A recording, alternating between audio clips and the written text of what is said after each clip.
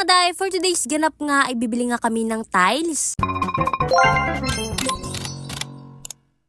Sobrang tagal na nga nitong video na to mga day at ngayon ko lang talaga naisipang i-voice over. At una nga namin pinuntahan mga day dito ngayon sa Fairview sa may bodega ng mga tiles. Ang mumura nga lang din ng mga tiles dito mga day pero wala nga dito yung gusto ko. Yung gusto ko kasing tiles mga day yung may batik-batik mga day ganun. Pero dito nga sa una namin napuntahan is sobrang piplain lang din talaga. At ayoko din ng puti mga day kasi ang bilis lang din talaga madumihan nun. Naman naisipan nga namin ni Buskaloy na maghanap-hanap pa mga day. At sa sobrang kadaldalan ko mga day hindi ko nga nasabi sa inyo kung para saan yung tiles na yan.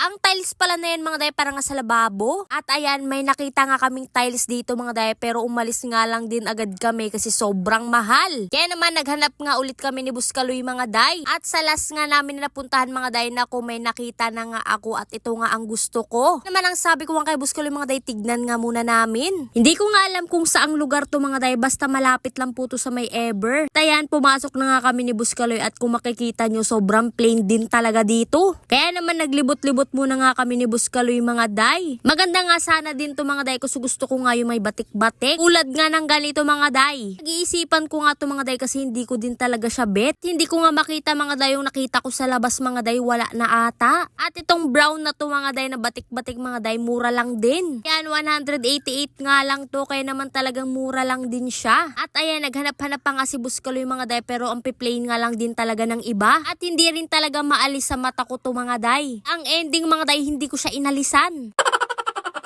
Kaya rin talaga ito yung napili namin mga day kasi yung sahig nga namin may pagka-brown din.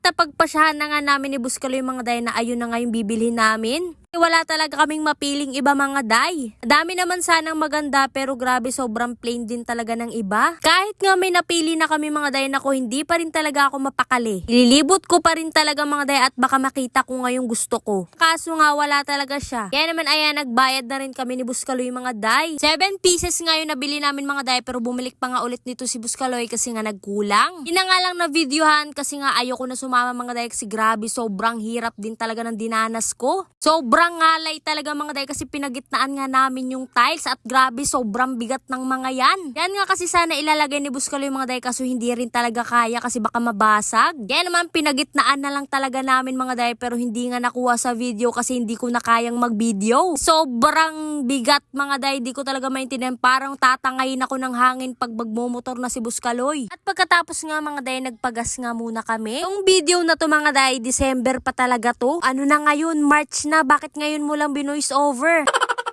Di ko na nga na-videohan yung paggawa nitong lababo ko mga day pero ito na nga siya ngayon. At hanggang dito na lang. Salamat sa panunood. Bye-bye!